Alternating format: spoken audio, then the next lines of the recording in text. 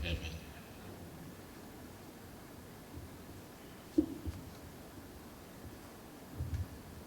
Thank you so much, Doc. So now we're off to a very good start. Allow me at this point to acknowledge the presence of the Dean of the School of Engineering, Associate Professor Malawi. I think the owner of this whole function. My apologies for needing to acknowledge your presence. And I would also like to acknowledge the presence of the chairperson of the organizing committee, Engineer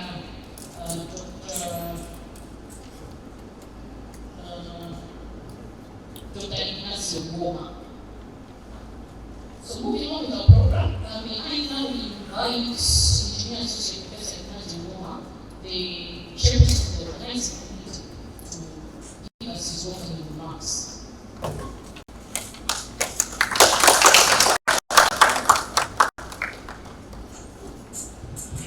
Thank you very much, Professor Prince. It's an honor to be here today. From my distance, we will get here. Our guest of honor, Associate Professor Tumula Kega, our honorable guest also, Engineer Dr. Martin Kumbuka, our other keynote speaker, and also have in our presence here the state of in the engineering field, because for all the things we see that don't move, it's responsible for that. So if things are not working, then it will take him to task. Our ED, Engineer Associate Professor Mukandawile, the MC of course didn't highlight that in this gathering today we are missing the owners of this institution. That is our Vice Chancellor and the Deputy Vice Chancellor. But we have the Engineer Dr. Kocha, who is also with us here. So I apologize that our Chief Executive is not here, and also the Deputy. That is a minus, because we believe that they are the ones that set the tone for us. We have a strategic plan that they are driving, and as a School of Engineering, we have this conference to try to be a part of a building block towards that achievement. As we know, Malawi is got itself a task to go 2063, and we believe that the School of Engineering is a key player in that direction, and so that's why we have this conference here. The title will say that in absentia, the keynote speaker. We had an registered yesterday at Waratambo. I think those who are phoned by SA, they normally close the doors very early. So when he got the airport, they told him the doors were closed. But fortunately enough, he managed to get a 10 p.m. flight. So it means that he has been flying all night. He's now on the way from Chirega to here. I think by the time we get to his presentation, he will be here. So just to make sure that absentia will be present soon. Thank you very much. So for us as the organizing committee, we will give a task by the school, by the university itself. And most of us are probably coming from this place, members of the first time. We are a university. The university, I think we are trying to want to do something different. One of the things God never follows authority. So I was telling you that, you see, when I was at the Mubas, then Polytechnic, a lot of things were not right.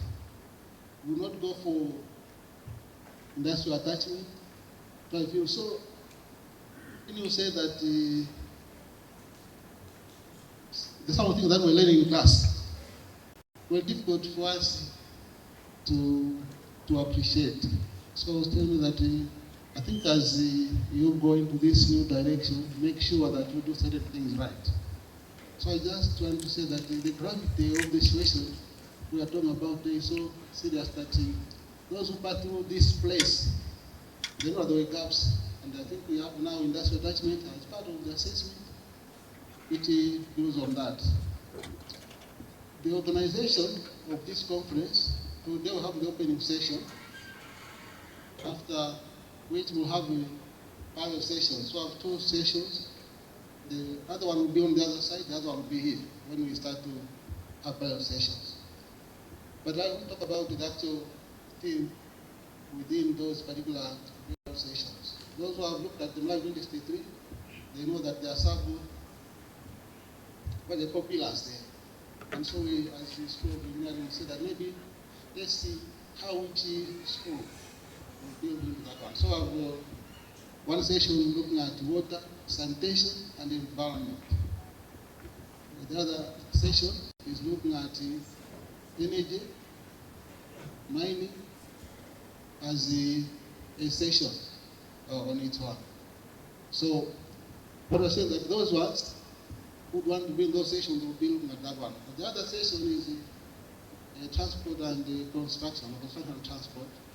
So again, those who may be very keen on those ones, they will have to attend those sessions. And then the other one, we are looking at, now we know that there's ICT, AI, very critical. So those ones again are sessions that try to help us see how we can try to unlock some of the potential that lies within those to build into Malawi 2063. As I mentioned, that we have online presentations also, so have a link that the same those who have registered to be able to do that. I think my task was simply to try to set the groundwork on what will happen today and tomorrow.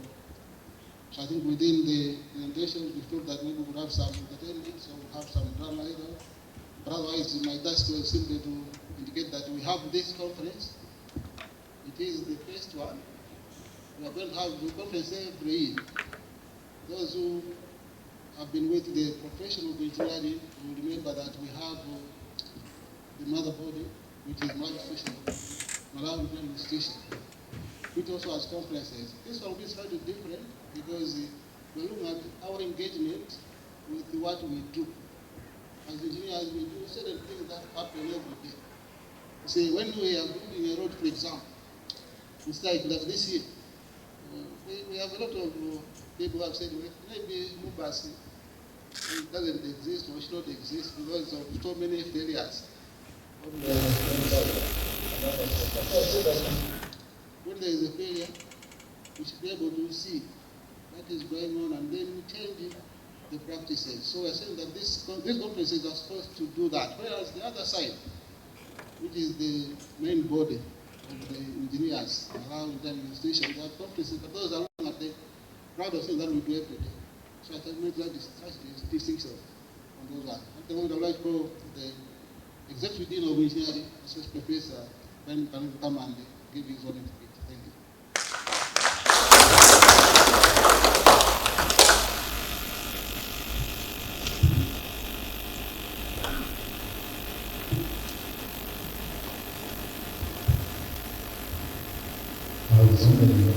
Be stand here or where the chairperson was. Maybe this could be a very special spot. I don't know. The guest of honor, Associate Professor Chomora Mikeka, Director of Science, Technology and Innovation, the Minister of Education. Of course, in absentia, we heard the chair said that the absentia will be turned now to be present. The keynote speaker in absentia, that's Professor Evans Kalambayausi Chirwa. Our distinguished speakers at this engineering conference. In a special way, I think I have to recognize them by name. These people are by name, they're very special. Great engineer, Dr. Mtumbuka, great Mr. Frederick Josiah. I would also like to acknowledge the CEO of NCIC. The chairperson was right when he said he is a pillar and somebody that we look up to. One thing, before I continue with the protocols, observing the protocols, I must acknowledge that all our guest speakers, including the guests of honor, the CEOs. They're very busy people. We are really honored to have you in our midst. Directors that represent various institutions here present, distinguished guests. We have got executive deans of schools. We call them schools these days. I think those of you who were here some time ago, you got used to deans, but of course now with the enactment of the Act, these are referred to as executive deans. We are really honored to have you in our midst. We have got heads of departments and also heads of other centers like research and innovation. I heard Dr. Madaliso being mentioned. Where are you? Ah, great. Dr. Sakama and the academic members. I would like to acknowledge your presence, presenters, members of the media, and all protocols observed. Of course, how could I not recognize the chairperson? I think we've been in so much interaction. You know, sometimes when you're in so much interaction with somebody, you tend really not to recognize them quickly. But chairperson, yeah, I would like to acknowledge your presence. And of course, the director of ceremonies, Madam Chisolo, Rusungu Chisolo. I would not really take much time, but the first thing I have to do is to welcome you to this engineering conference, the first annual School of Engineering Conference. And we really need to give an applause. This for such a great achievement. This is a milestone, and I would like to welcome you to this conference. Feel very free, very welcome. And feel at home. I know you can make this home away from home. As you see from today to tomorrow, this should be your home. Right now, if you look at the theme of this conference, it's quite captivating. 2063, Unlocking Development Through Engineering and Innovations.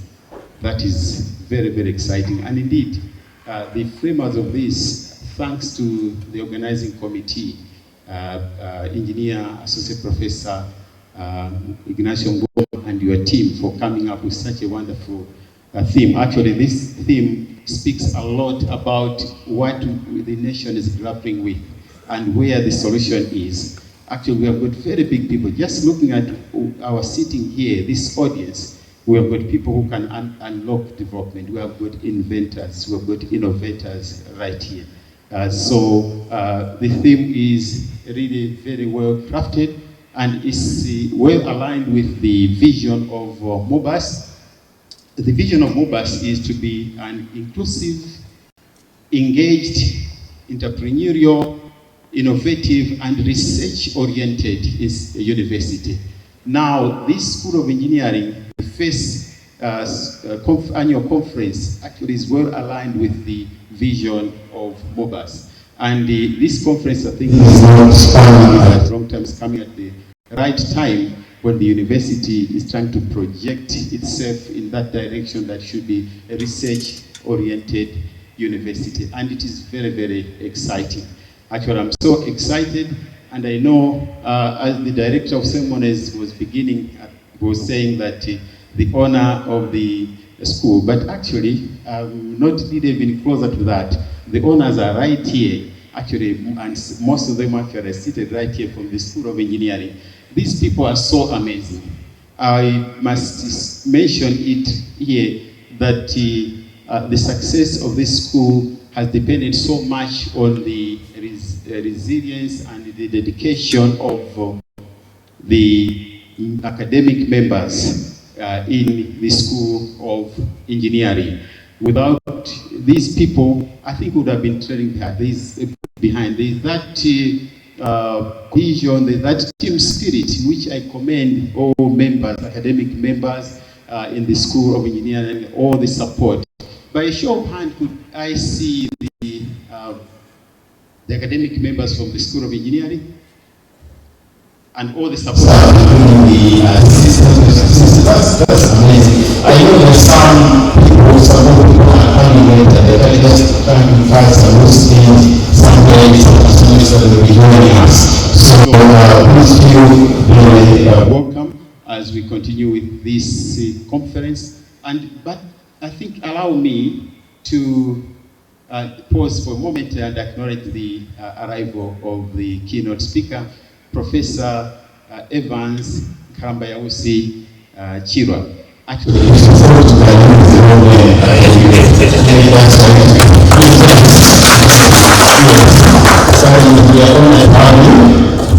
know the will get a special recognition of you, but I thought just to acknowledge your arrival. We have been told the hassle that go through, but we are grateful to God, and we also feel that we've been all able to be here. Now, allow me, distinguished guests, ladies and gentlemen, to delve a bit into some kind of awareness campaign, just for less than a minute. I know we are here for the conference, that's the gist of the matter, but I have to say a few things so that you can be appraised on what is happening in the School of Engineering. It used to be called Faculty of Engineering, now it's the School of Engineering like any other faculties. We have got 5 schools in MOBAS under the MOBAS Act. MOBAS was unbundled some 3 years ago when the Act of Parliament, MOBAS Act 2019, was actually operationalized. Actually, it was enacted a bit earlier, but operationalization was about 3 years. So, if we are to most by the rate, by the later, I think we are new at the same time. We are outside and inside. We are very, very odd. Right, so what I need to say is, maybe for your information, the School of Engineering has got 4 departments. We've got Civil Engineering, which is offering all the programs, by the way, they are honors degrees. We've got Civil Engineering Structures, Civil Engineering Transportation, and Civil Engineering Water. Of course, I'll talk about the change that has taken place later. But quickly, I have to go through again. Mechanical has got 4 programs that are being offered.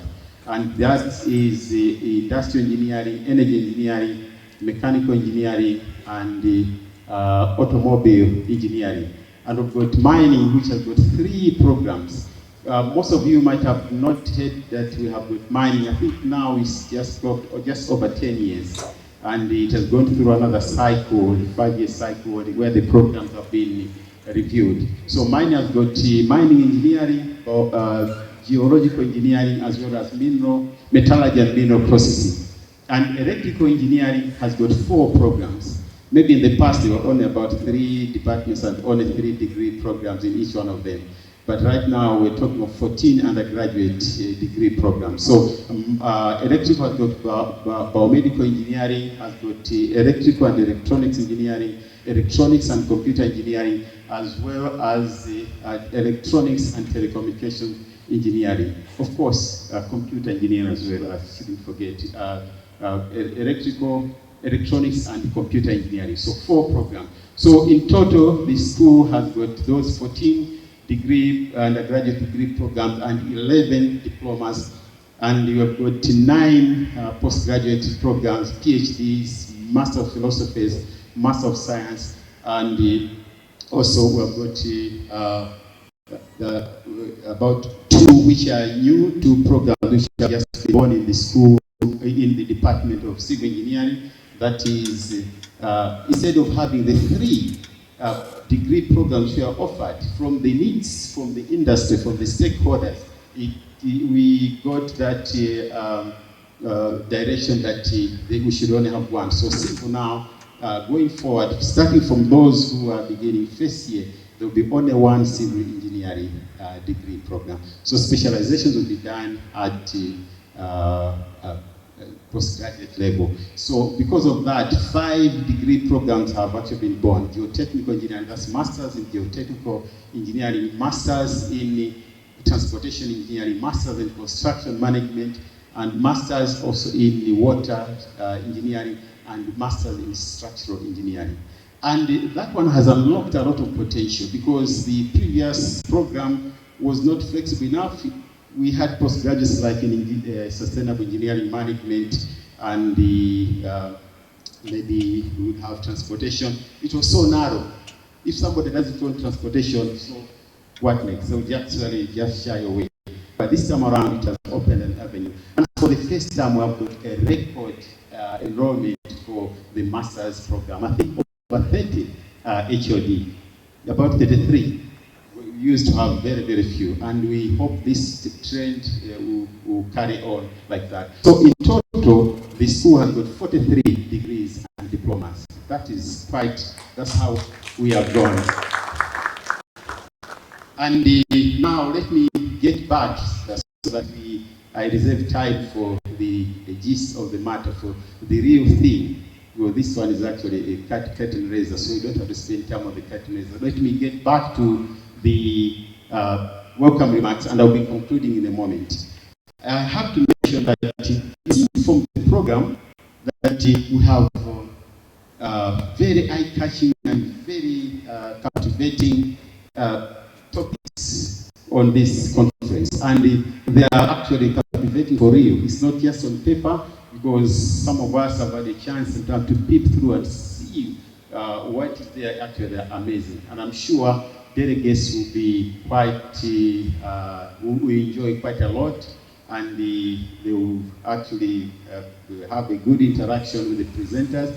A thumbs up to all the presenters for those wonderful papers that you have actually submitted. Yes, now, as I draw toward the end, let me mention one thing, which is another development in the School of Engineering. We have a journal which has just been approved by Senate. So that is another exciting news. So the good papers from this conference, they will find their way to this journal. It's called, it's abbreviated as GS, Journal of Innovations in Engineering and Engineering, Science and Technology, GS. I know the guest of honor, you'll be very happy because this one is aligning very well with your agenda, the research agenda and the science and technology, and there is quite a lot of research taking place. We're sure this will open a lot of avenues for more and more research to be done. And as I come to an end, let me thank you again. And very special thanks to Associate Professor, Engineer Associate Professor Ignacio Ngoma. This man is very amazing. He's a great leader. A round of applause. He's a great leader. These are the people who wish actually they live forever. Actually, it's got good leadership skills. This conference to organize, you know, the life of an academician is not easy. There are deadlines which are tight. Sometimes you can't read a newspaper. Because you have to submit exams, you have to teach. So you find that you don't have time. You know, in other offices, sometimes you can afford to sneak out and say, let me chill a bit, but not in the academia. But him and his team, I'm sure later on you introduce the team, they have worked extremely well. So all team members working with the Engineer Associate Professor Ignacio Ngoma, please receive the vote of thanks. Ladies and gentlemen, let's enjoy the conference, and this you should provide a platform not only for sharing knowledge, but also where we can explore some other avenues for collaboration. Thank you so much for attention. God bless you. God bless MOBAS. God bless our great nation. Thank you for your attention.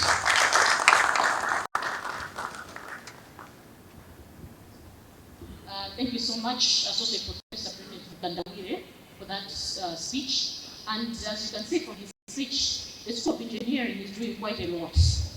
They're doing quite a lot towards the attainment of the Malawi Vision 2063. And just a reminder that the first annual conference is running under the theme Unlocking Development Through Engineering and Innovations.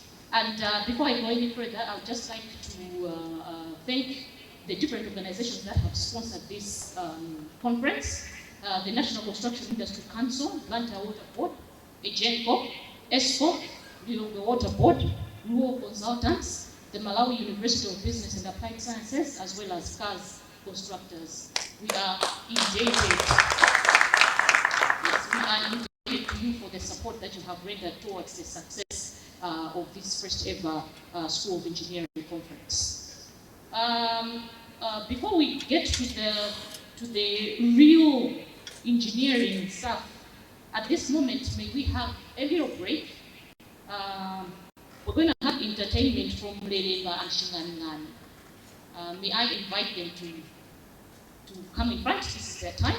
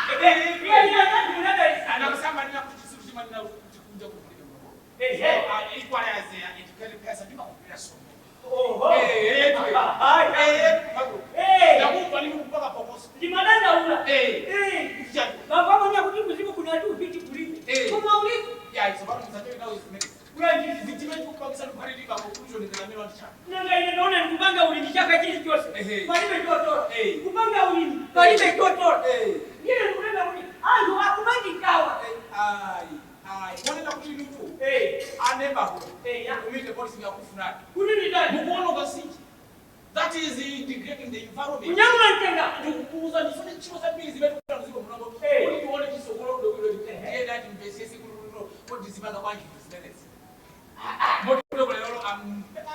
I'm presenting my paper.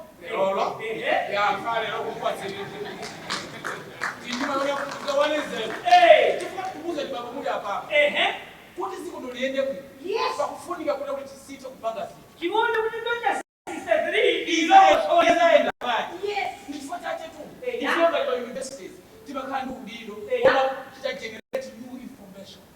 New knowledge.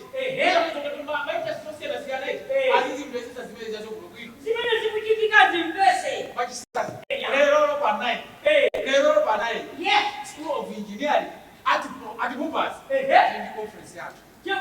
And nothing development through engineering and innovation.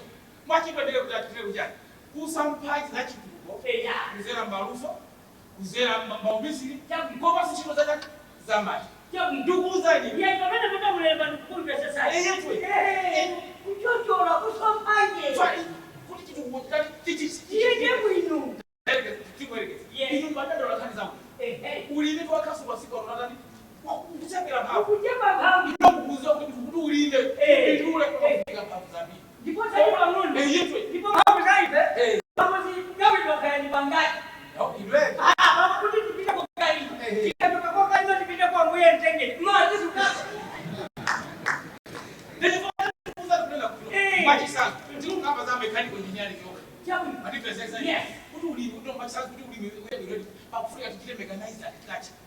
Mechanizing agriculture kutoka kwa sababu hao kuja yozo moyo ndio kwa supervise.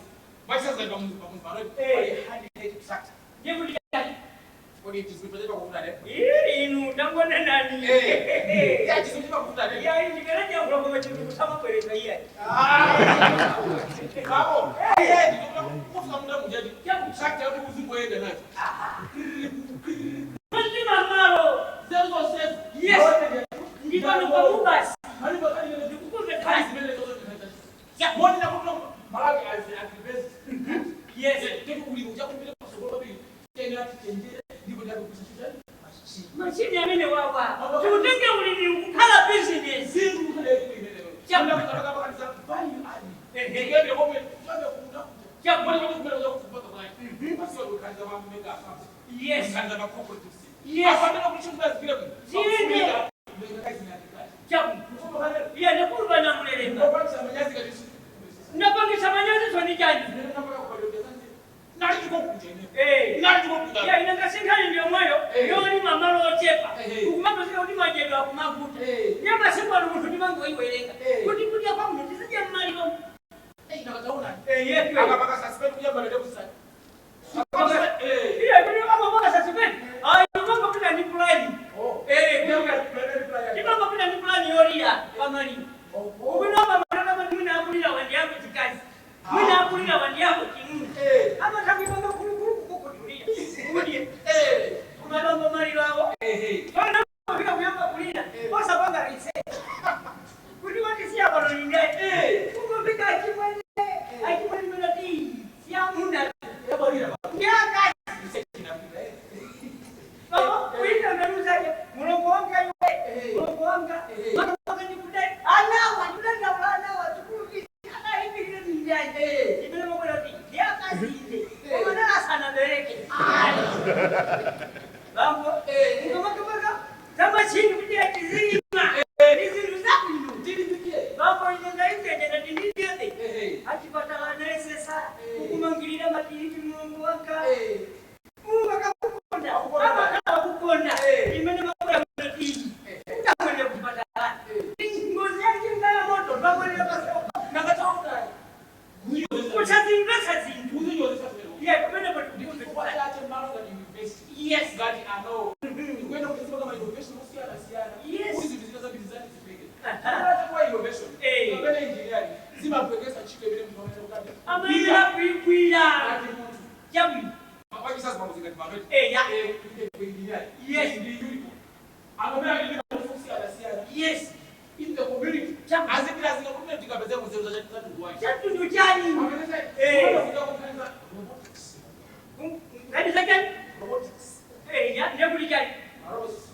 Ni watu wa robotics. Robotics sasa kuchino vile mhaki kubira hiyo. Hata kuma mashine kudani mtu nikia.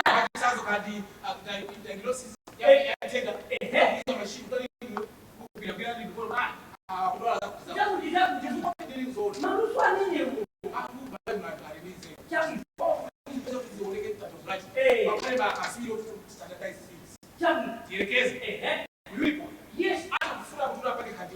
Yes. Watu ambao nifanya hiyo ubisi. Wati ngudongo kala ninze kama kuti ndio tuone kabla. Akachimaliza kwa kweli. Yes. Sasa kulipa mje mawaya ndio akalikati. Kuma je sikuzani. Sikupila chini. So leo kama chini ya business bado kama. Uyana na kuti mimi nitika nyumba.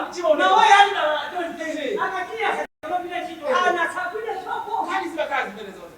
Standardization. Did you want to for us? Join the world in terms of innovation. Kali actually university kati. Hadi pesa kali ndio. Hadi pesa. Yeah, kama mbele zote. Yao za na sasa au kwa akujenga mali yao. Za na sasa kali ama ndio sana. Akujenga mali yao. Tikatena ndio tu happy product. Zimeeleza kila kitu. Kani andesi. Yangu ani sio kukunda dola ni mzungu. Kani andesi. Baba kani yangu yesa. Ni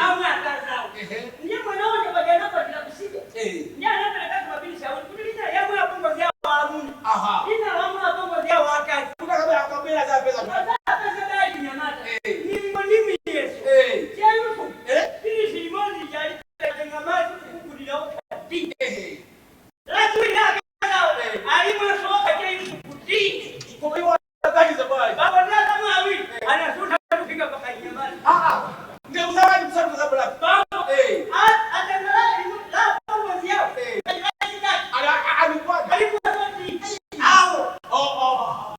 kila bado mkono nikakulimwa wakati akwenda kubeba sasa nakubaliana na basinge yani babu ndio nikoni yeye mtu alipo ndadai kuti alimwaona ndakuyaji aliwahi kumbuyo sababu kuna alikumbuyo kama ndevu hizo akusosa kusinga ile kunali mwana wakuwe hiyo sio nini yetu kwa hiyo kunena kuti siku pale yes a place like this one siku sasa babi chapo ni kwa siku mimi naona kwa jana kwa kawana mpangi watu kwa sasa masiku hapo kama kesi sources of electricity yes ulinganiza usio na siasa hayo chapo za kutiza kuzizosa kuziteke acha inajua ndio ndipanumba pamumba chapo tutiko ganiza kwa sasa tuone polisi tatu kama oneke baadhi sources tumeoka sources what is this kama ina ziende baadhi acha inajua tupasa zero ndikunopo innovate yes it create generate kanisa chitu ndikunopo basi kwa leo katokoze umusiba company amena waje anana kubobas yes ama jana bisura jani bisura tifoze kukushika kudogo kanisa zote ndipo tu zimene zikutizi take sima kunika kumape pana so ena hapo kuna kwapo hivi azipaka kulowa nina kuti zimene kukamila nazi aziteke azikaba kopi mwaona wote nene zone ya haikazi kuzida kwa shona ndijani mezati zako zikuma baba ya yeye kwa tunaweza bazaji kusisi hapo sisi do you know how to speak technology says yeah no I ask you yeah zimene mpengo kwa siku mena mapolisi sasa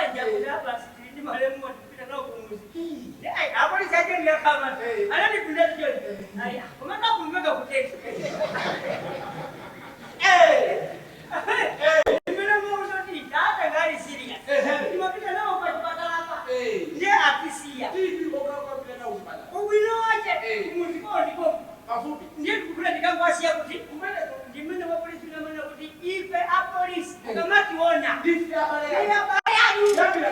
kuyambira kale musamati ofe Mwese kwa force defense. ali ndi babale ya Champi. tikunena pa mmozi wa polisi anatisia ndikapita kwao tinamkulira bokosi ukapita kuchitana babale ya kulasa jali bokosi lao ngeli velazo tinabwerera nalo ili moya house amene manena tumenezo inetu nikumba Zote zikujina kukumba. mambo anapoita ni kana sajeni sali kalitengeni mambo bokosi tinabwera pasi uti kulitengeni kulika sasa wati sira kulero ni kuroba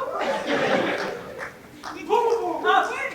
kila bokosi nimeona ni bokosi rija inalifu ine one time Hali maiwaka. ya hii maiwaka ile kunatoka mau Sergeant alisa ya kupasi jua pa kuola. Hii katangeni chingwe. Chingwe ne mutange chikwanje. Bambo ti semen ni ndo. Ikindi ile mboko tingo. Nina matana choto mambo ine nini nje. Kena kumatana Sergeant alisa katangeni bambo ni nayo Sergeant waja mungani. Tunaona kasaka sakazi. Huyo wako nacho chikwanje. Mambo ndio namba kunole. Ndi machina kutokuti akunola apa. Chikamatoka bayo. Kipikira mnyendo. Mambo akanola akuti azifika nacho. Ndinangwa iba mundije pesa tibeke mwaswera baida.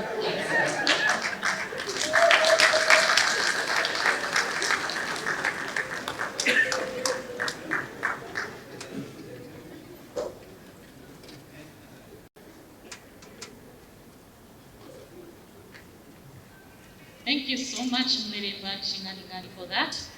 And from the short skit, I think basically what they were saying is that the Malawi University of Business and Applied Sciences is a premier institution of higher learning, okay? And that the School of Engineering is pioneering that through this conference today, okay?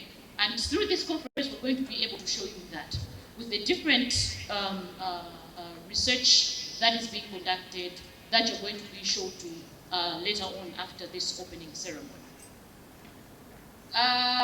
Having laughed, may we now get to the real stuff.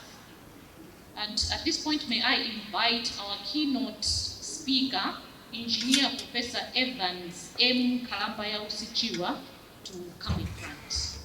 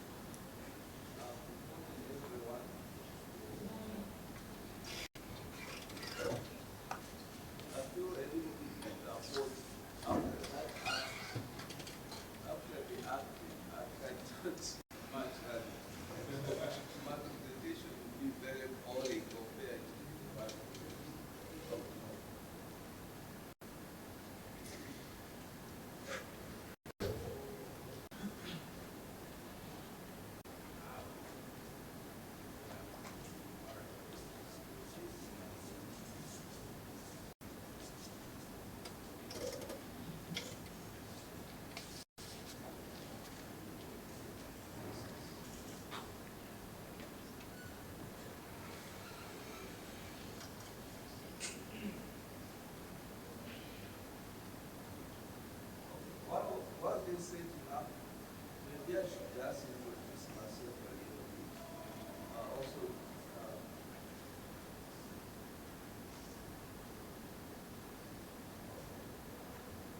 Let me introduce myself a little bit and also post my vote of thanks to Lucas for inviting me to this. I'm really flattered. Thanks to Professor Kandawi, Professor Goma, for those of you who do not know me, actually I studied here, I graduated in 1990. My final year project, my supervisor was Professor Goma.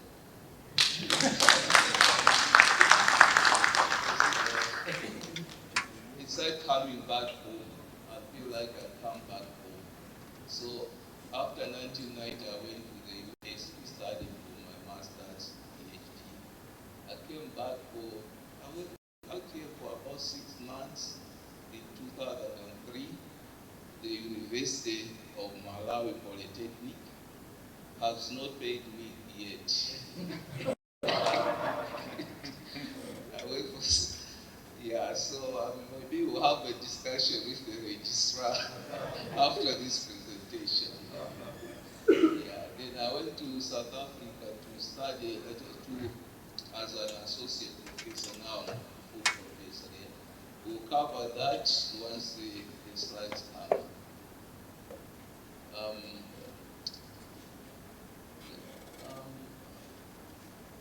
Are we waiting on that one? On the presentation?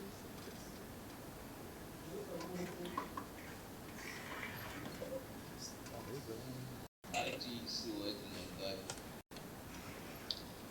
So to kill the time while they are fixing that, I should have started saying, from where I grew up, we say Tiwaopo. Yeah?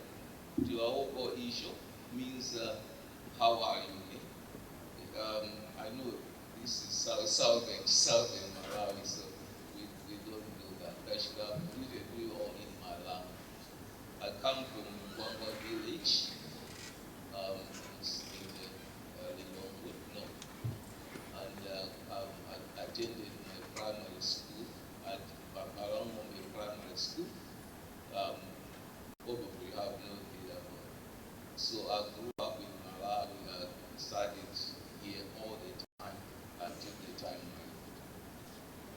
I. Okay, so about this conference, I'm very proud that University Mubas has started this conference. I hope this will not be the last. I hope this will expand to be how do I advance this? Okay, so from University of Pretoria, that's Pretoria, that's where I live now.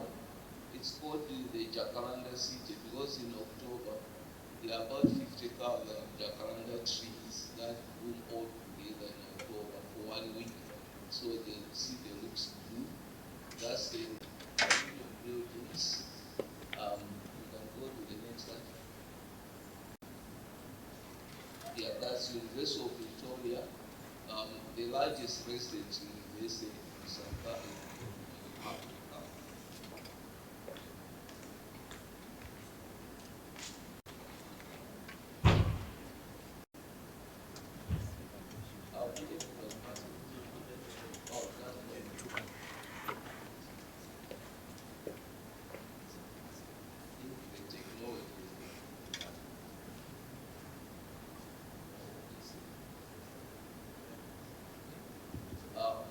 That's the engineering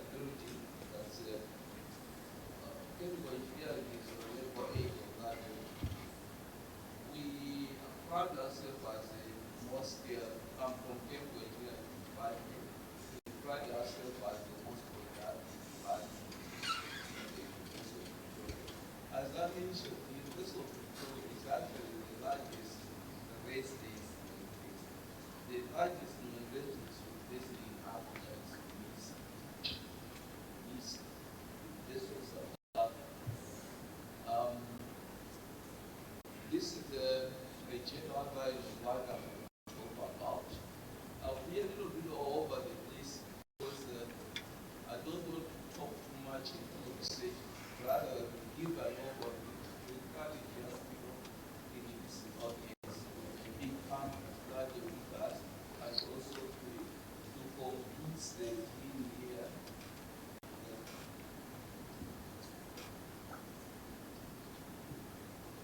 So this, I'm a little bit not with mine. So I'll cover a little bit of introduction of our division. I'm from water side, and I'll touch on our research focus, mostly the SDGs that we address, and I'll cover also a little bit of what we call our research collaborations, and I'm hoping that MUBAS, we are working on an MOU to have a collaboration, a formalized collaboration with MUBAS, some funding opportunities that we can work together on. And last year I was here in March, I was here, we were talking about possibilities of developing the programs in water, master's and PhD programs with cost provision from our side. And also we have got a short learning program, what we call short courses. And then, how do we position ourselves in Africa in terms of this?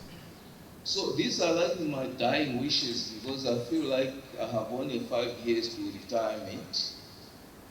I might not look like that, but I'll be 65 in 2029. So the time, there's a pressure. I need to do something. And also to create a job for myself. Because when I retire, I need to be emeritus. So I might come back home. Eh? Yeah. So you should actually start working for an office for me.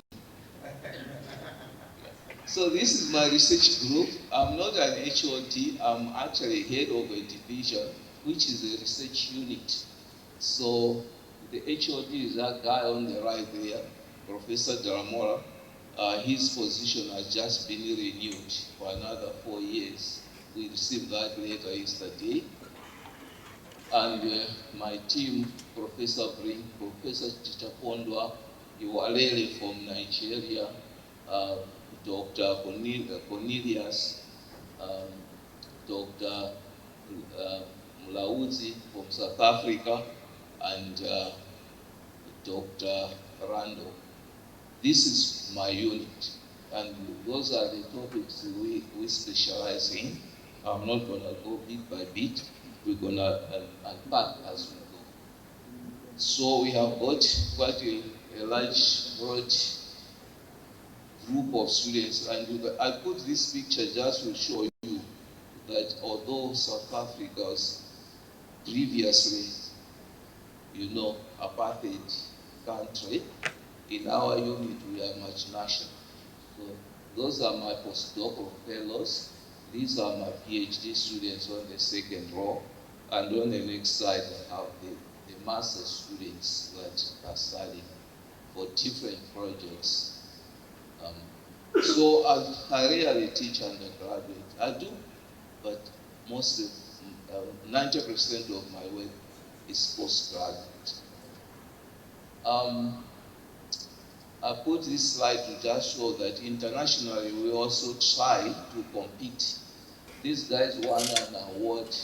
It's one of my colleagues' students. They won an award for at a competition, at a conference like this, but internationally in Germany.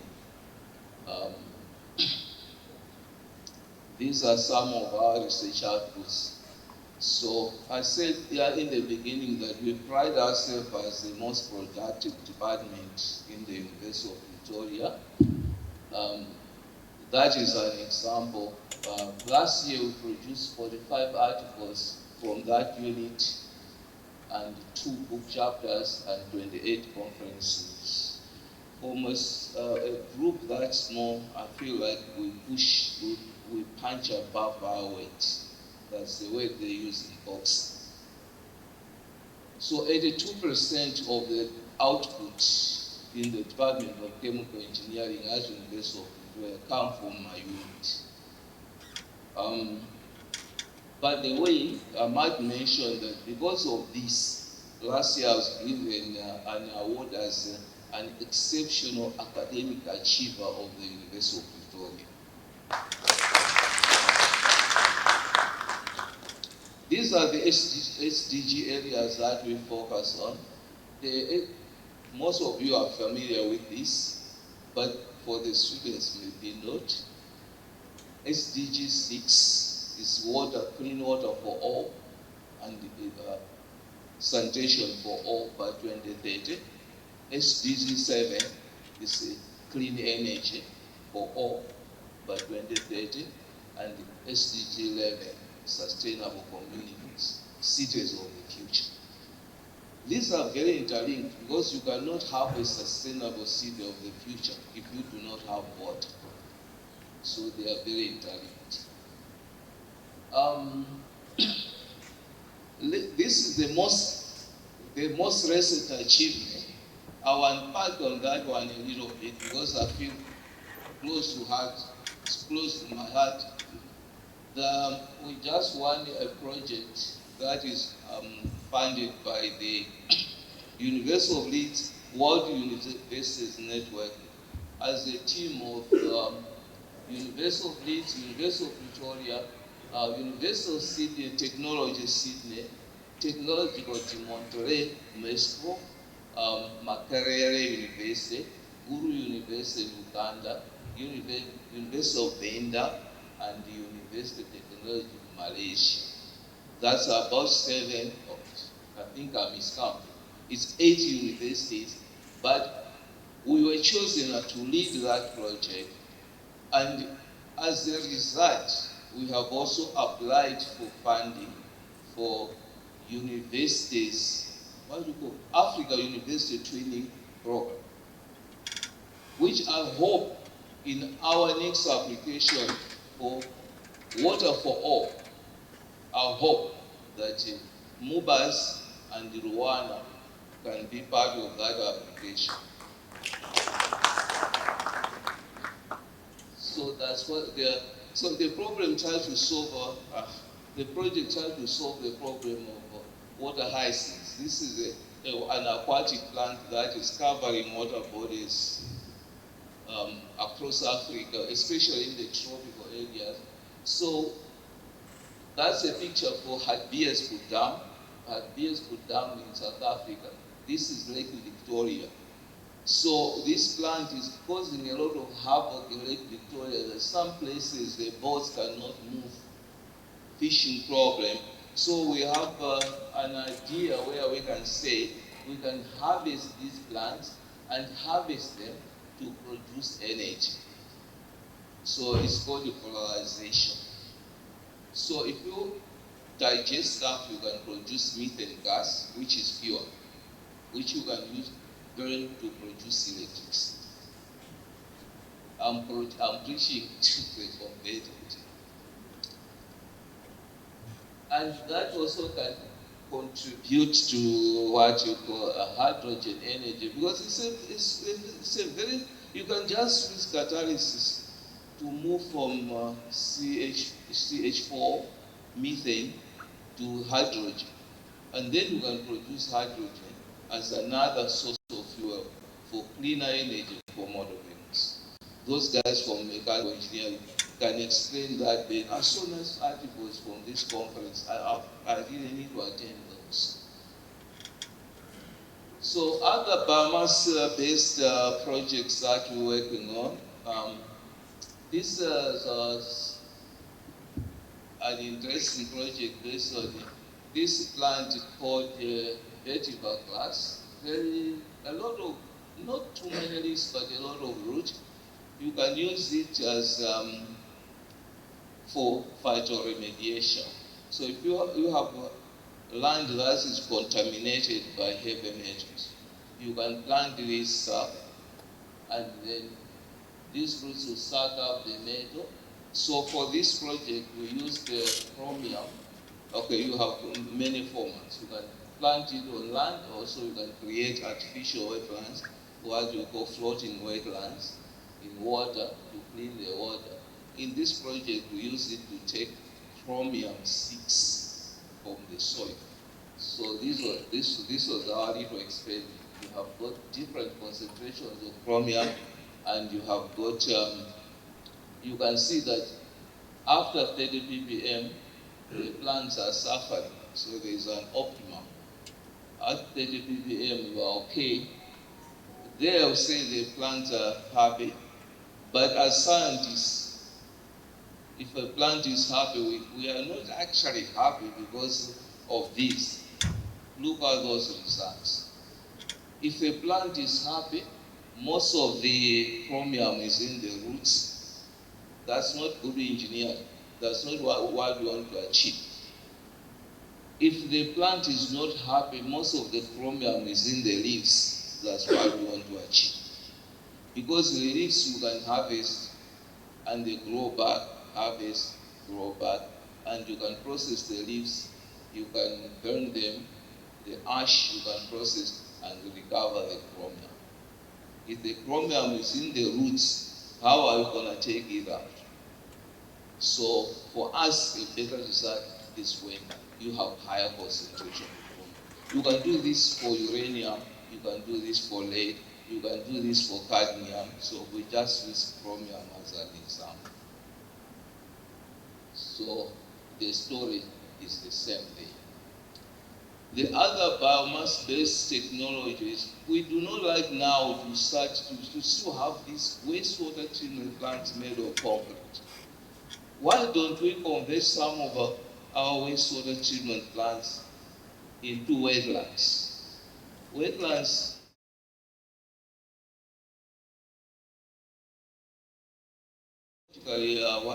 what's the word I'm using? My English has gone back to Prince Charles, King Charles. They are more environmentally compatible. That's the word we use.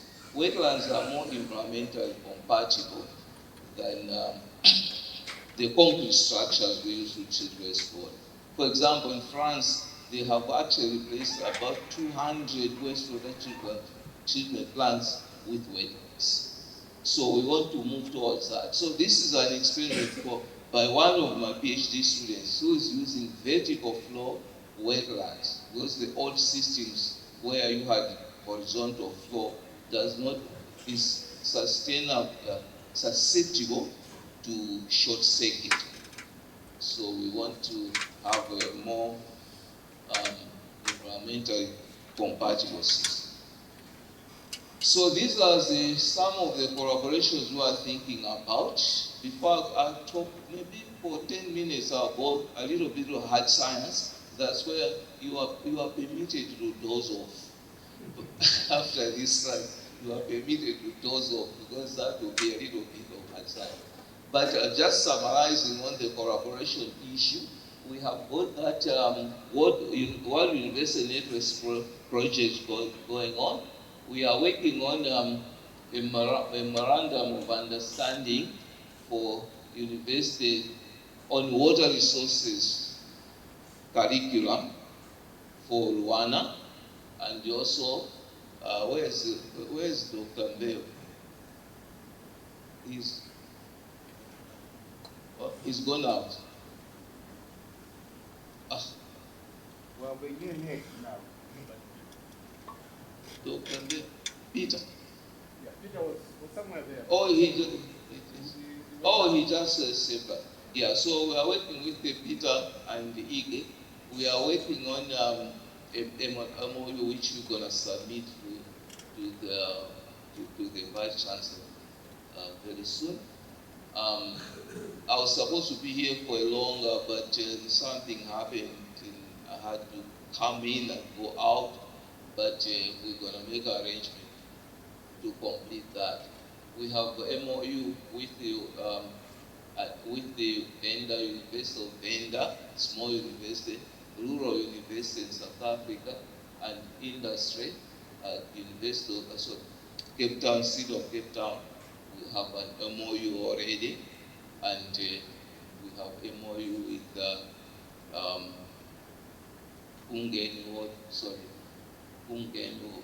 Utukela, and also that's a water company. It's like the Blantyre Water Board for KwaZulu-Natal.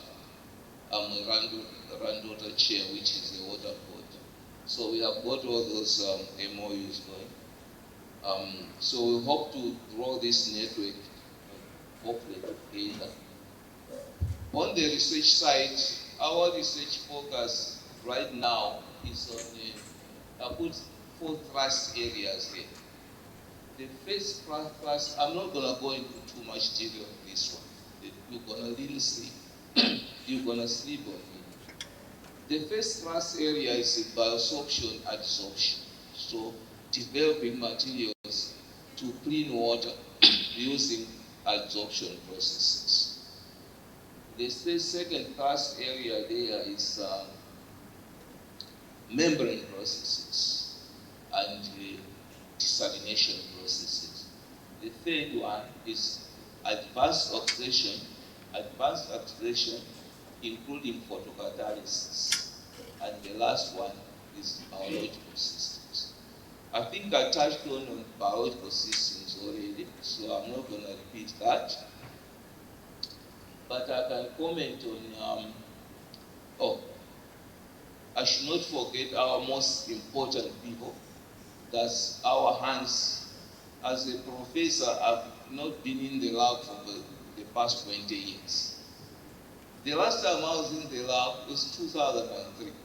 We rely on students. So we have got 5 postdocs. I think you saw the pictures already.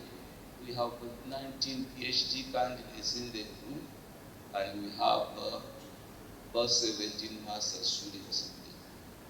So it's a large group, very top heavy in terms of loading on the masters, on the postgraduate level.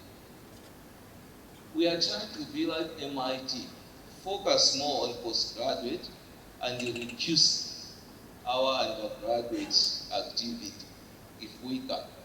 So we rely on University of Malawi, MUBAS, and Rwanda to supply us with students.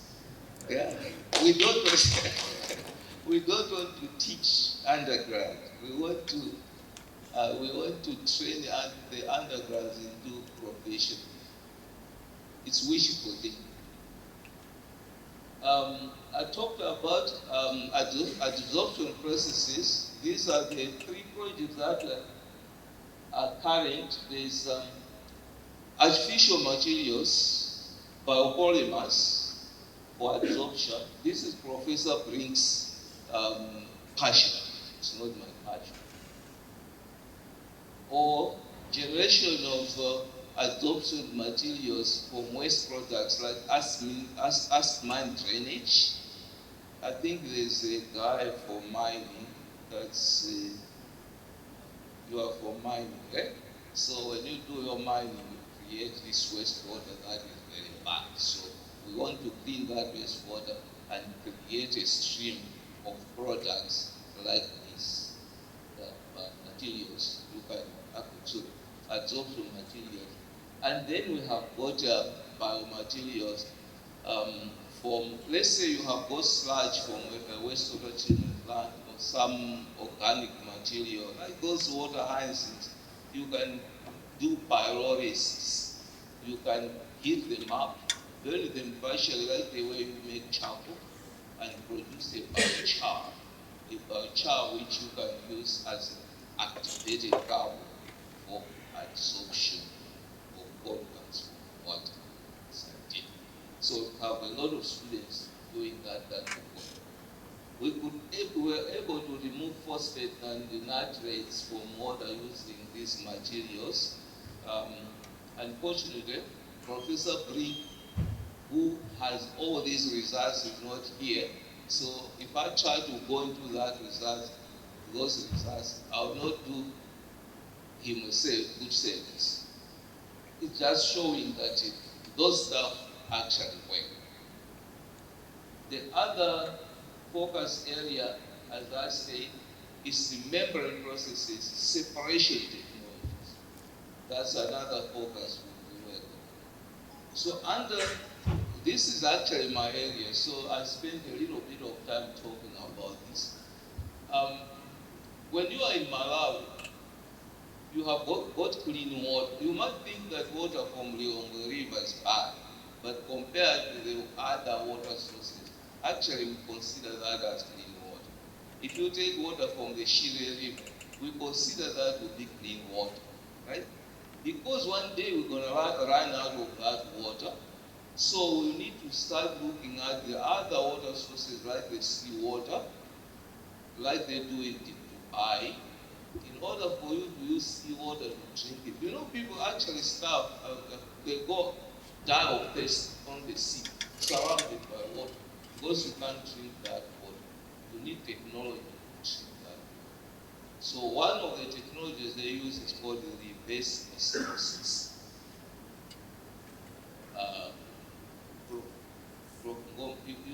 You teach reverse osmosis? No, okay.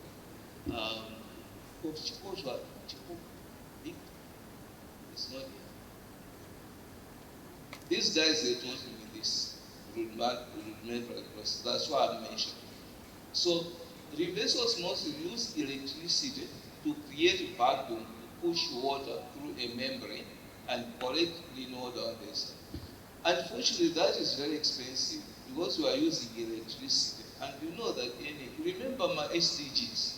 You have energy, you have both water, and you have sustainable future. That's called a water energy nexus. Water energy nexus. You have to solve the problem of water. At the same time, you have to solve the problem of energy. How do you decouple that? It's by using processes like this. Put forward osmosis, for example. This does not require electricity to clean water because we are using a process of natural osmosis, like what plants do, to take water from a saline environment to a clean environment.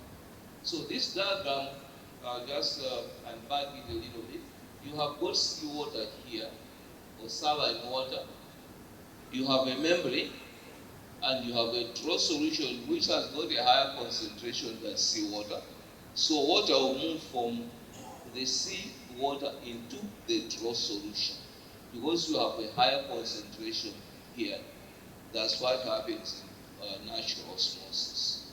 So you don't need electricity to do that.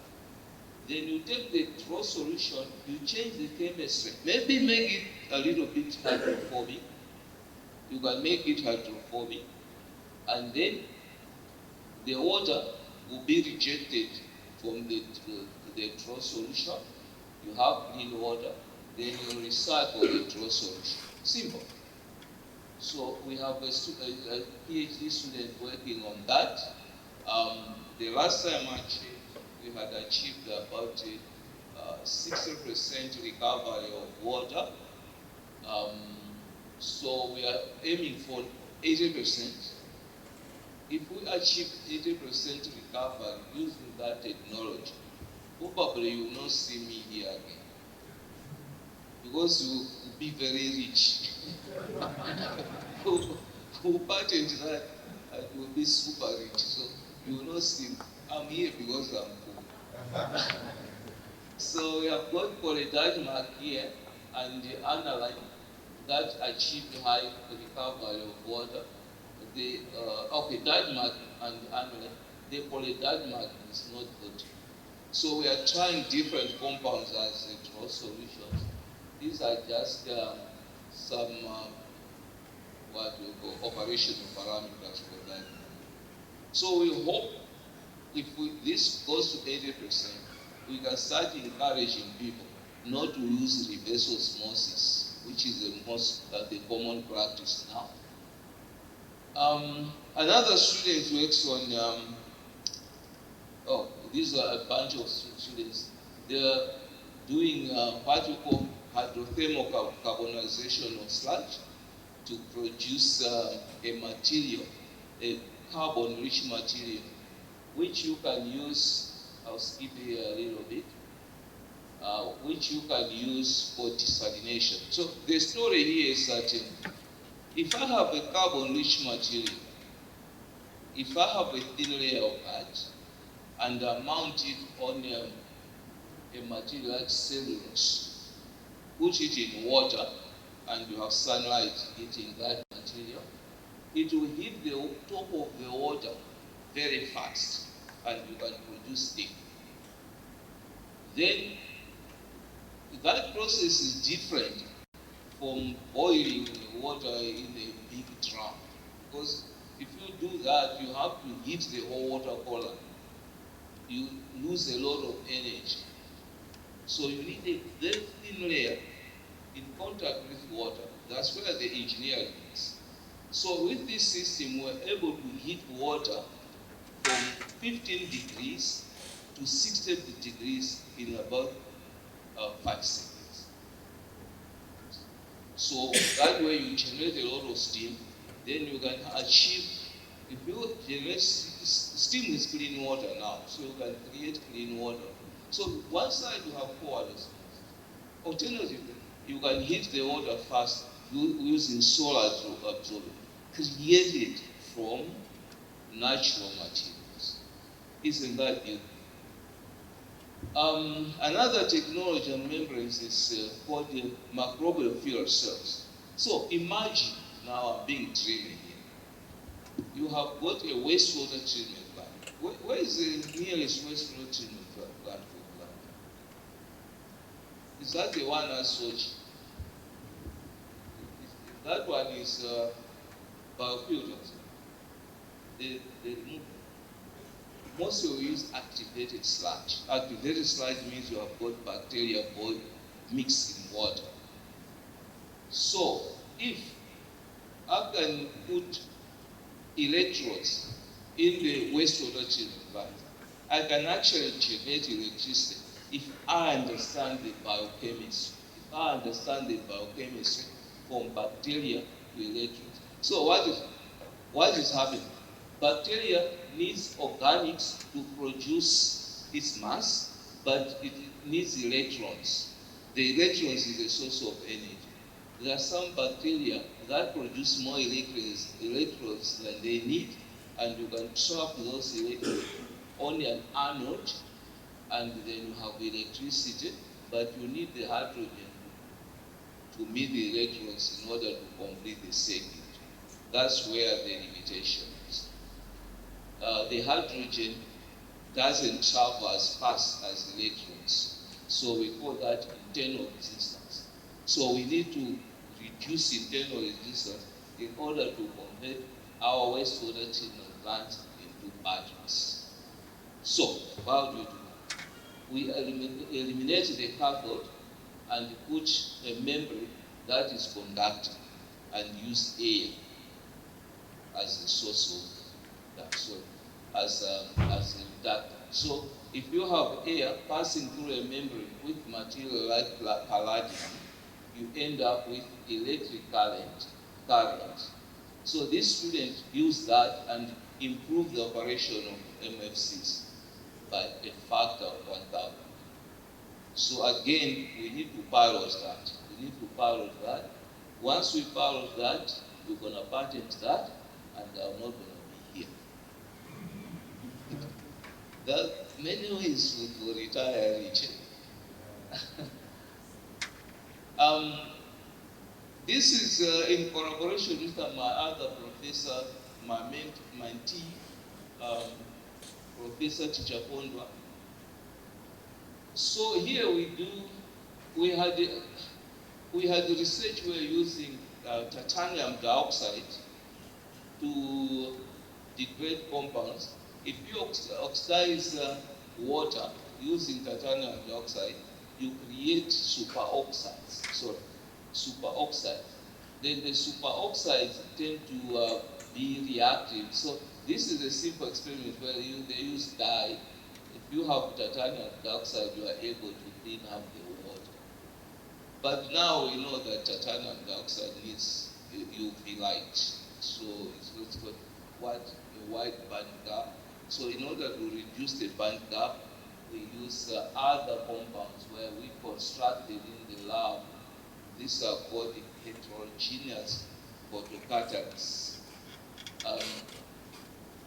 Using those, we achieved a lot of more efficient in treating water, even using solar radiation instead of using UV light. Just to repeat, UV light needs a lot of electricity. We want to use solar energy because it's cheap. Yes, I think I'm running out of time. I can't complete this presentation without highlighting why I'm here again. I push this agenda so much. So, at the University of Pretoria, in the water department, we have this program, Master's PhD in water transition, Master's PhD in environmental engineering. We think we can extend this to participate in producing Master's PhD in water resources engineering here, and that one, or environmental engineering, whatever you choose. We have capacity to do that. They don't punish us for working for other universities. So here you are looking at cheap labor. You can use us to help you train the PhD candidates. The other thing I also, last time I said this to final students here, and they didn't believe me even. Said, actually, for Malawi, I have only produced one PhD candidate. For more over Africa, I've produced 26 PhD candidates. So I said, so what's wrong with my country? You don't trust me. So we need to encourage our students because we have scholarships. You know, PhD, masters, registration at University of Pretoria is free. Registration is free. So, and your professor gives you money to do the research. So we just have to figure out where the money will come. But in terms of registration, it's free. Maybe did you know that? Registration is 26,000 rand a year. They give you scholarship for that automatically. Right? Once you are registered, if you pass, you check all the boxes. It's free. I'm going to repeat that. PhD master's registration at University of Pretoria. As far as I know, registration for fees is free. Right? So why don't our students? The professor gives you money to do the research. It's my job. Like those projects I highlighted, it's my job.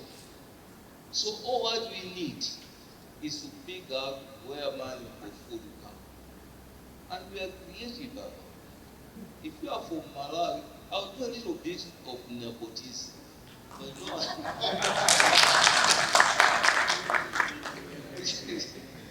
so we need to extend this program. I hope you understand. And we have got the short learning program. That's a money-making machine. We have all those short courses. Hopefully we can share these slides because I skipped quite a bit of this stuff. So let me end by just mentioning what one of my friends in Europe, may his soul rest in peace. He died last year.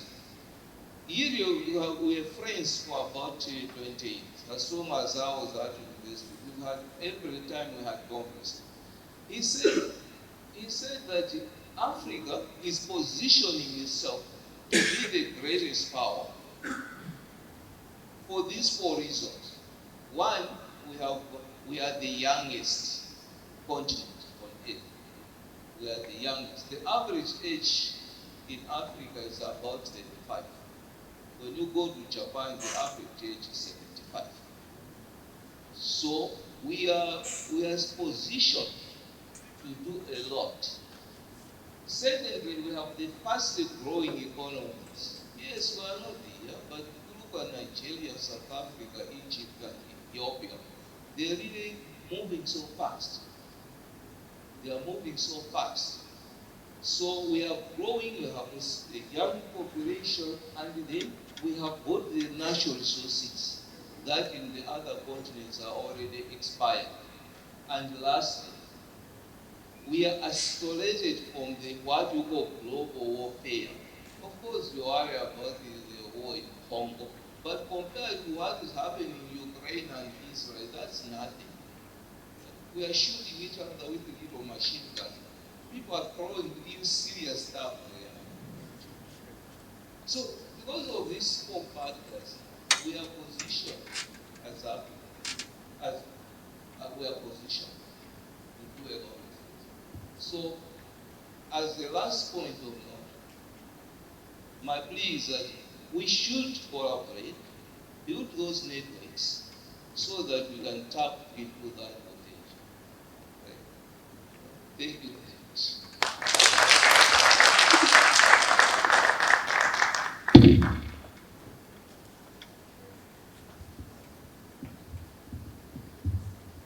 Quite an impressive track record.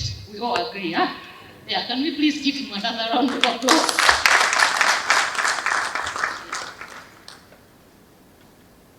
Yeah, and we look forward to those collaborations. Yeah, so the presentation was quite inspiring. At this moment, may I invite Associate Professor Chomora Mikega, the Director of Science, Technology and Innovation in the Ministry of Education, to come forward and give us this speech and formally open the School of Engineering conference.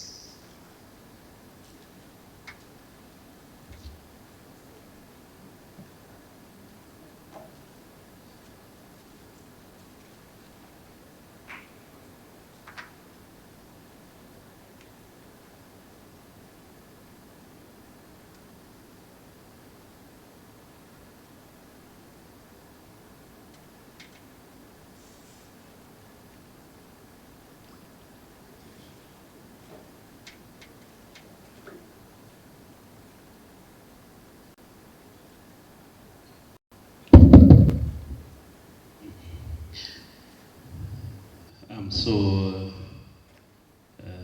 delighted to be here for the second time.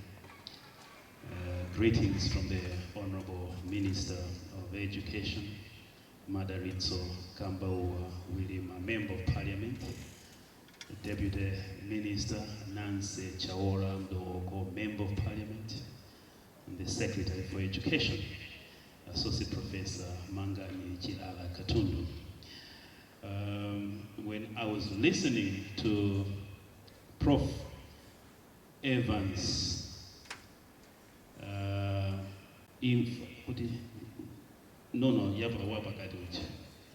Nkhalamba, Yausi, Chibo. In Malawi, that permutations, combinatorics are strange. You know?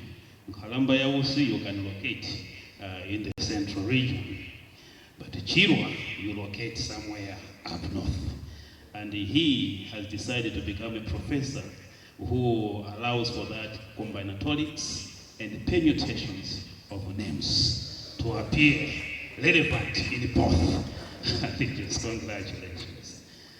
I have been desiring one time to be at the Euclidean distance closer to him, not exceeding 5 meters, because of the excellence he has produced from the University of Pretoria, across Africa and across the world. I've been following you, including your most prestigious award last year. I've been reading it. It's been all the media, but also other platforms, and we admire you for that. And your presentation, your keynote has just exemplified that. In there, if I was on the ground, not working in government, if I was on the ground, I would have immediately gone to Shire River, Kulina Maspun, Kumenyako. I've seen them here. Nkuntenga na Maspun, and immediately do all the pyrolysis and produce the energy that you're talking about. If I was on the ground, I was going immediately to do that membrane, put in water and boil all the waters in the hospitals, in the schools, the heating within 5 seconds. If I was right on the ground, I was going to be able immediately to come up with batteries based on the metals extracted using, vetiver glass, which we think is just for avoiding, flooding and a few other things, liver frost. But you have demonstrated how to extract, heavy metals, leaded aspects, which are critical for battery making and cells. I could have produced a lot of batteries without even telling you. I would have been richer once you were supervising doctoral, things in there. This is what I've seen, and I cry to see that we cannot move an inch when there is worth, which you've just spoken to. With that, I think I would like to thank the university, Malawi University of Business and Applied Sciences, for this opportunity through Executive Dean, Associate Prof. Barnett Mkandawire, but also the chairperson, Associate Professor Ignacio Ngoma. He taught me, and please stand up, and that time our engineering degree was just like, engineering. We did civil engineering up to second year, we did mechanical engineering up to third year, and we finished with electrical engineering. That's how we did. We were allowed to do all the combinations. So for civil technology,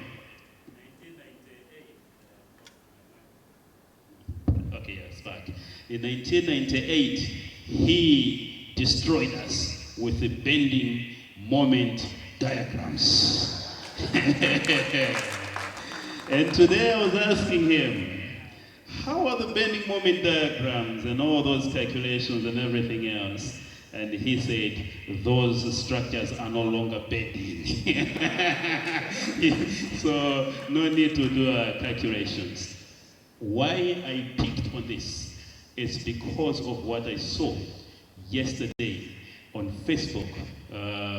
Mubas had gone to Nkota at Bishop Tetekera secondary school, and there they brought in kits for augmented reality and virtual reality from the Uniport. I'm happy, Dr. Malaritsko Sakama, you're here. Just raise up your hand. One in charge of research and the Uniport and everything. They took the kits which were launched from there by Dr. Lazarus McCarthy, Chakwe, and everyone else. Congratulations for that. At Bishop Tetekera, young people, Form 1, Form 2, Form 3, Form 4, were able to navigate through the Uniport and do certain things, including engineering. Their hope for after 3, 4, 5 years, when they come here, already they have done the, the tour, into that. They have, worked with some machines through virtual reality kits. And some of the people who are commenting against the excited young people from 2s, from 3s were saying, Mungolimbigila, just work hard. When you come to Mubas, it is not about virtual reality or the Uniport and everything else. You meet statics and the dynamics. Those equations will rule your life. Just to scare the hell out of young people. I thought so. Because the world has changed. These equations have already been built in the amazing, CNC machines, laser cutters, which are there, robotic movements, everything else. Therefore, an industry is looking for you to have competence, skills, attitudes to use what is in the Uniport beyond the aeronauts which we studied under the tutorage of Ignacio Ngoma and many others who are seated here. You need to digitize your way of doing, and you need to do a lot of simulations using high-performance computing facilities and machines. I wanted to highlight that. So we enjoyed our times in there with Matthews and Tumbuka, the same class, competing, reading, studying together, and we're happy to be together again here. And I wanted to say that that time, the power to calculate was considered to be the engineering power. But when the industry came, once upon a time, or when we went there, they said, here it is not too much or so much about calculation, There are certain things, and these several speakers who are eminent speakers who are here, they will, maybe the equation you use is Ohm's law, not the so-called equations which are loved to scare the hell even the lecturers who, I used to, to do those kind of things. You find that simple equations, some which you can create yourself based on your data. You can create standards and latent aspects. I wanted to highlight, those kind of aspects before you.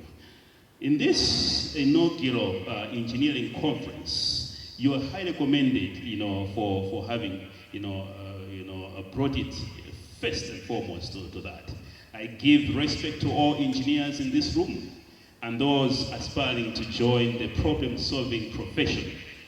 This profession, unlike all others, this is the problem-solving profession.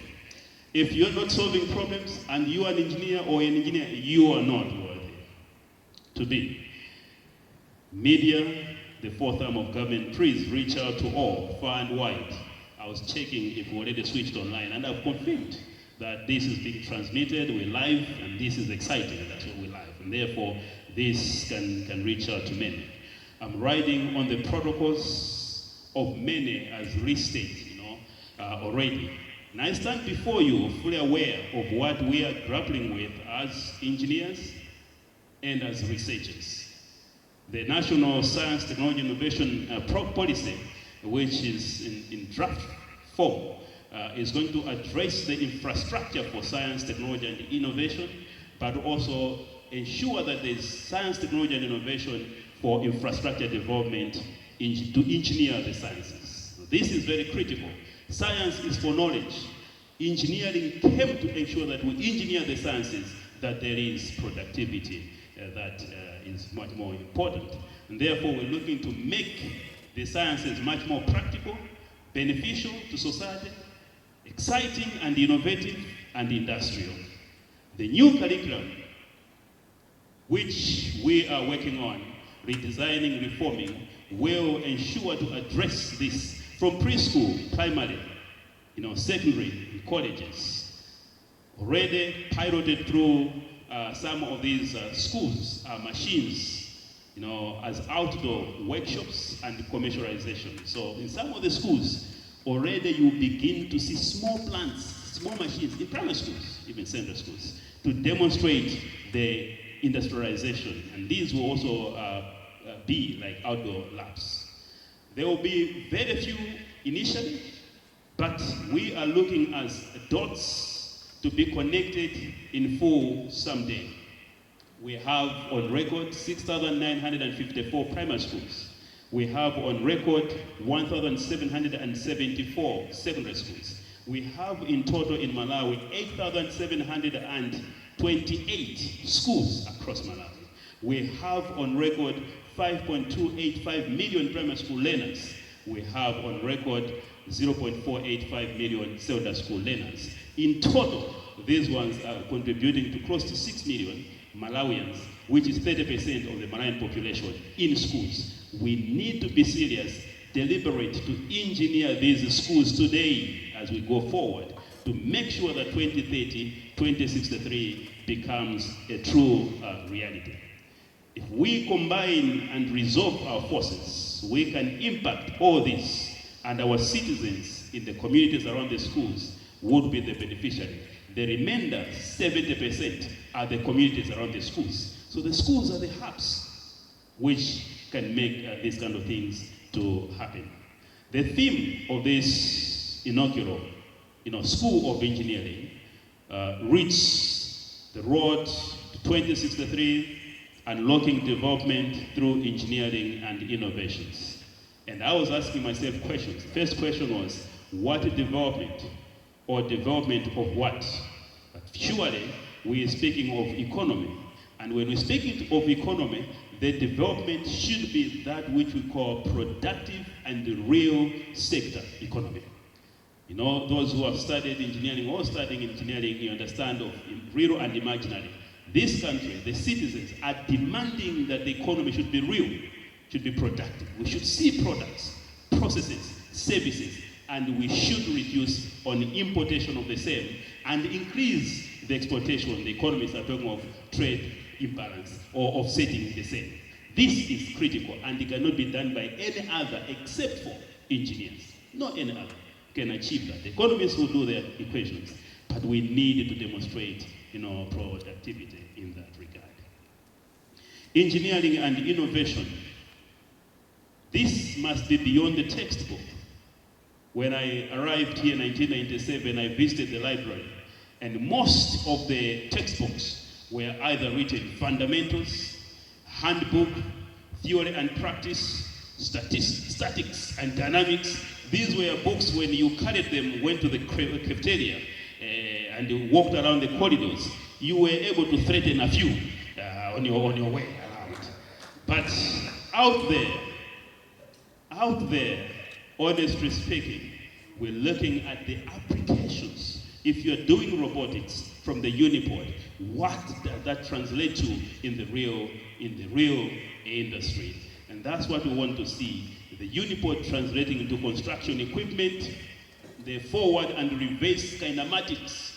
Those equations which we saw, kinematics, then forward and reverse, put them in a robotic arm, and we want them to be in the construction industry, to dig, lift, and measure certain things. As I'm speaking like that, you find that all my bags, they're not executives. So I have a lot of instruments. In this bag, there are 17 instruments. Every time, everywhere I go, and you can see those meters. But also, I make sure to tie myself, with a lot of similar, gadgets. I have 7 devices which are assisting my physical and digital life because I'm cyber, netics.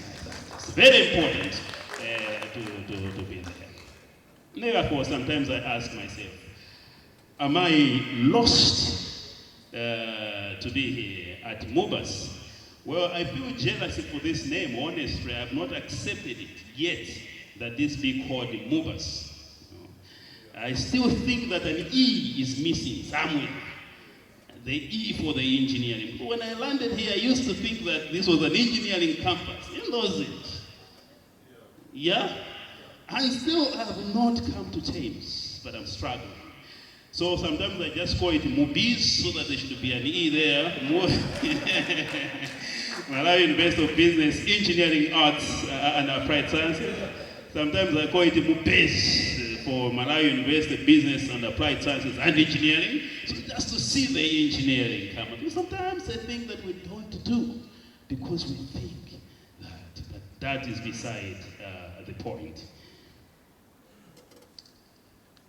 Matthews Tumbuka, CEO and founder of WIGO Foundations, will always recount how we have, aimed higher since those days until the graduation 2002, and I'm sure that he will speak to that properly, during his time. I wanted to say that unfortunately the world, indeed our nation, problems are beyond question papers. Sometimes we think that engineering is to make it hard on the question papers, and we measure the prowess of an engineering institution by the question papers. I wanted to challenge you that the problems that we have are beyond, question papers. We need to rethink and reimagine how we engineer the engineering problems. The 43 executive dean which you highlighted. MUBAS is a research-oriented university. Its vision is to be an inclusive, engaged, entrepreneurial, innovative, and research-oriented university. The conference is in tandem with that vision. Research orientation, if we talk of research and teaching, these stop at 2.0. So teaching 1.0, education 1.0, research 2.0, we need to escalate and rise above the waters, engage the community, society, and the nation and be deliberate. Therefore, we move to 3.0, 4.0, innovation and industrialization 5.0. We need to ensure that in the course of the work and research that is being done here, we are able deliberately to seek, and this will be granted. MOBAS can seek government approval to situate your work, your research, innovations, creativity, creations, what you are generating within the community through the schools. If you wanted free land, school premises across Malawi, we'll tell you mount, the batteries, the water cleaning technologies, all these in a school, and they will impact the community. You blind the movers, you have reached practically to every community. You can start with 6 divisions, then just do 6. You can do education districts, there are 34. You can do councils, there are 28. You can do constituencies if you are increasing in power, 193 plus, and you can just do whatsoever you want. But I'm saying, for education, if you don't do councils, you go with the local government. But if you come to the Ministry of Education, we will facilitate your presence on the ground beyond the things that we're talking about. This I can guarantee. Normally, I like to fail in action. I would rather be fired for attempting to do those uncharted waters than to sit idle and warm up a government seat, like Homo habilis, proconsul, Australopithecus. No, I wouldn't be. But then the nation would have lost an opportunity if we just warm up the seats. Therefore, let's go into uncharted waters. And that's innovation, that's creativity, and that's generation for the future. That's what we want to see. Done some research, because you tout yourself as a research institution. In the research that I've done to see how this can be a vector to Kali and propagate the Malawi 2063, I've discovered that from 18,000 graduates in 2022, from 21 institutions, including all the 6 public universities, from 18,000 graduates, only 2.5% have capacity, demonstrated potential to begin to industrialize in science, technology, and innovation with applications like the ones Professor Evans, Chiba. I want the name Yawusi, Nkalamba Yawusi is touting. Only 2.5%, and by 2030, we need to grow this to 25%. We have an enormous percent.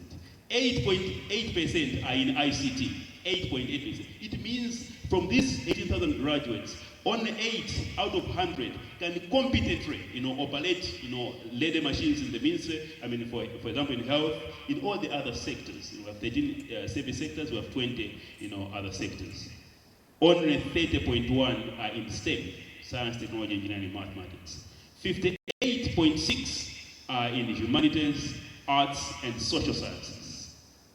We need to make our programs, our study, our research, with applications.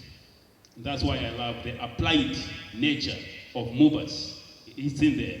And if the sciences are applied, seen from the water, page 77 of Malawi Implementation Plan 1, MIP 1, they're demanding universities, on page 77, just open it up, to come up with technologies for water treatment from all sources. Lake Chirwa is a salty water body, and all the rivers. None has produced that from the university since this was launched in 2021. This is what the professor has just shown us. It's on page 77. You just open.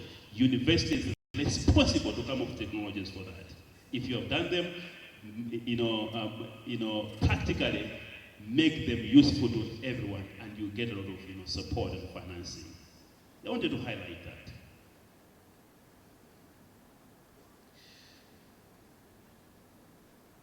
You can put yourself as movers, the lamb without blemish, and to make a difference. Finally, I wanted to as I'm concluding, to make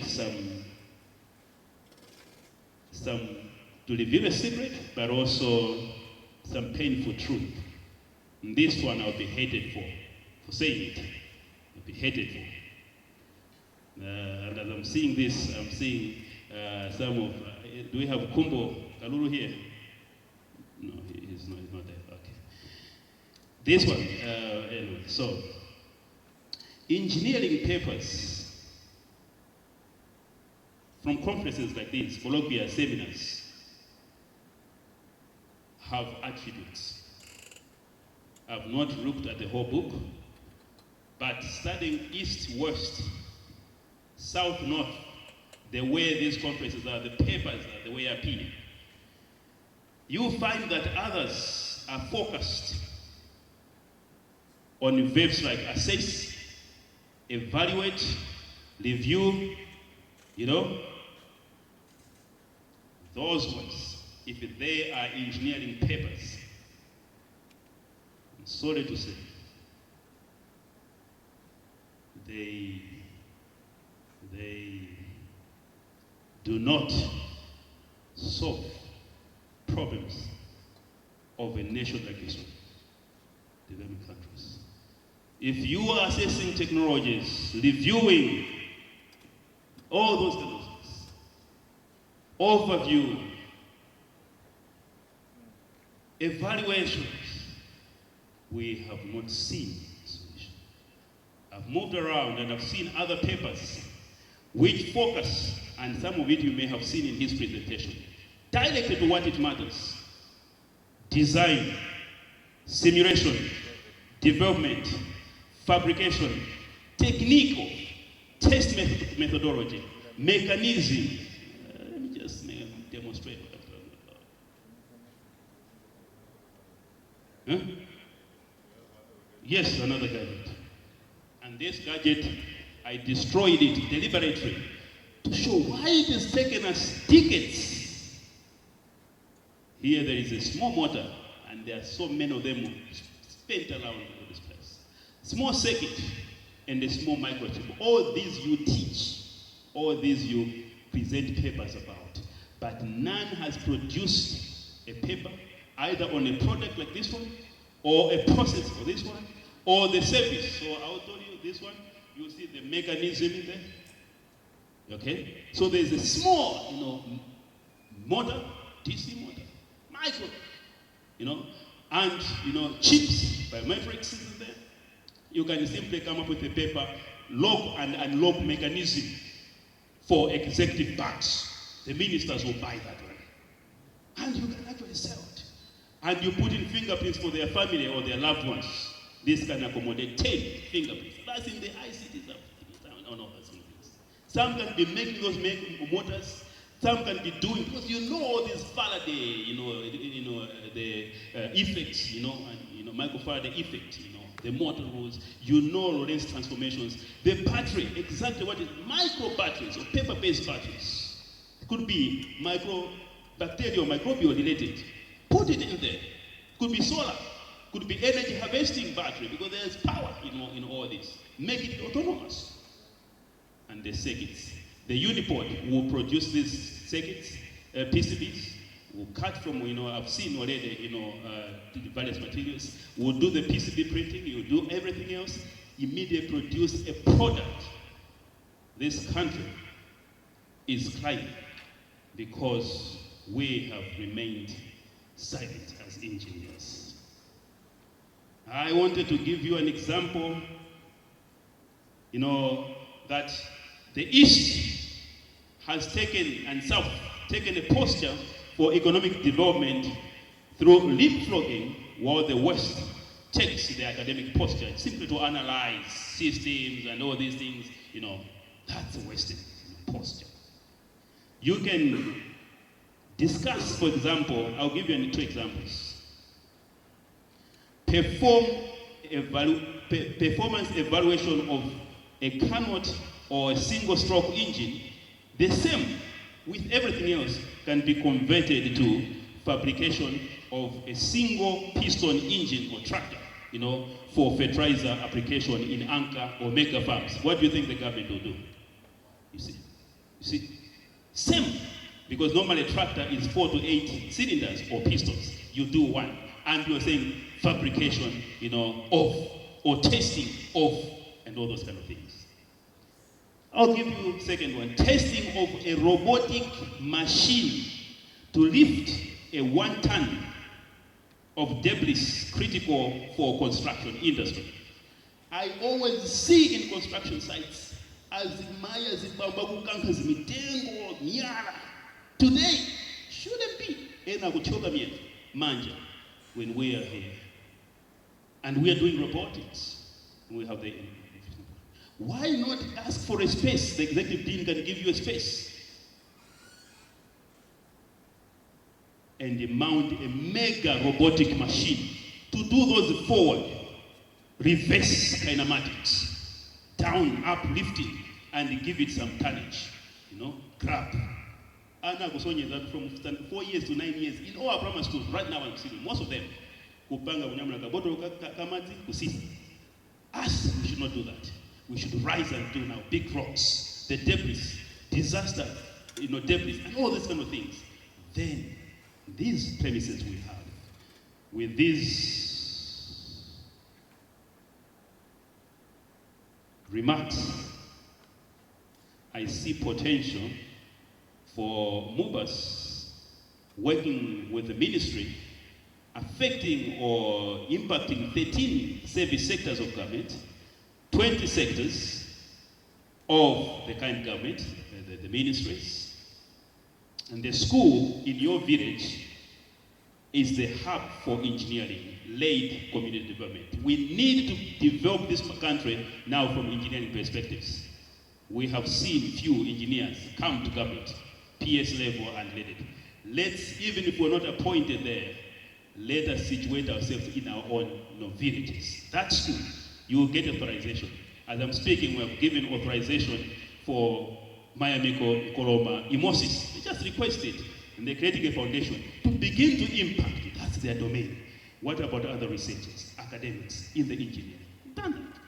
So that you have the space, authority, and we will instruct those premises. We want the schools to be engineered. The communities to be led by technology and driven by technology, led by innovation and knowledge-based, the science of it. We never forget and underrate science.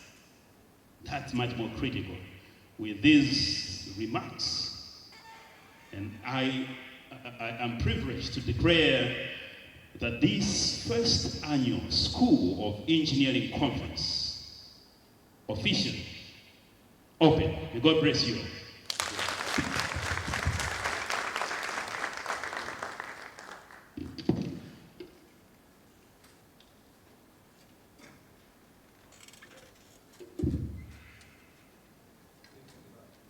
Thank you so much, Associate Professor Chomora Mikeka, for that powerful speech. A speech that has challenged us, School of Engineering, as well as movers at large, that we have work to do. That we have a lot of work to do, more practical work to do, not just the theory, but we need to be more practical on our way to develop Malawi. And we also want to thank you for the assurance of support in the activities that we're going to be carrying out going forward as School of Engineering and movers at large, and we will be taking you up on that one.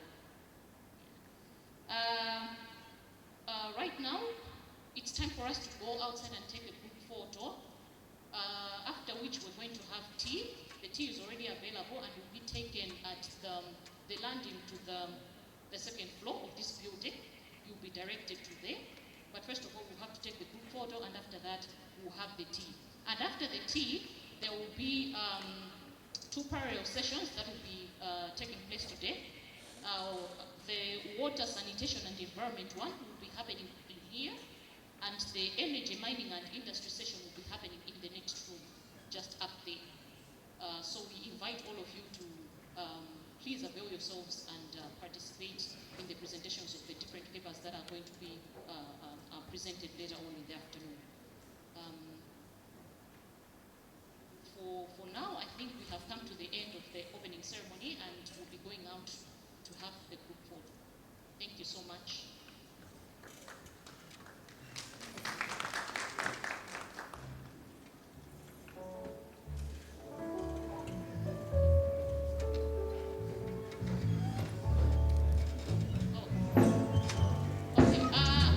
I've just been reminded that after the tea break, there's going to be a tour of the pavilions. So we invite you all to come along on those. Thank you.